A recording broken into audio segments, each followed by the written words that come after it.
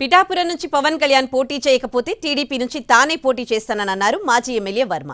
పిఠాపురంలో పవన్ కాకుండా ఇంకొకరు పోటీ చేస్తే వారి పల్లకి మోసే ప్రసక్తే లేదన్నారు. పవన్ కళ్యాణ్ పిఠాపురం నుంచి పోటీ చేస్తే ఆయన్ను గెలిపించుకుంటామన్నారు. పవన్ పోటీ చేయకపోతే టీడీపీ తరపున తానే పోటీ చేస్తానన్నారు. చంద్రబాబు కూడా తనకు ఇదే చెప్పారన్నారు.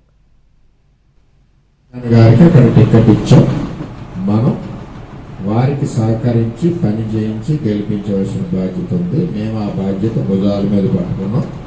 అప్పుడు కూడా చంద్రబాబు నాయుడు గారు చెప్పింది ఏంటంటే, ఏదైనా మనసు మార్చుకుని పవన్ కళ్యాణ్ గారు ఎంపీకి వెళ్తే, ఒకవేళ ఆయనకి పర్సనల్గా ఎంపీకి వెళ్ళాలని ఆలోచన వచ్చినప్పుడు తెలుగుదేశం పార్టీ తరఫున నువ్వే పోటీ చేస్తామని చంద్రబాబు నాయుడు గారు తెలియజేయడం జరిగింది.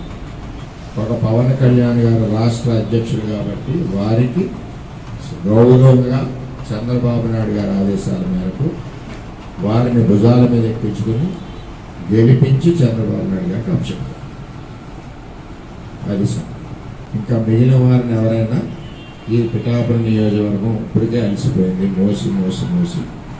మోసి పరిస్థితి ఉండదు.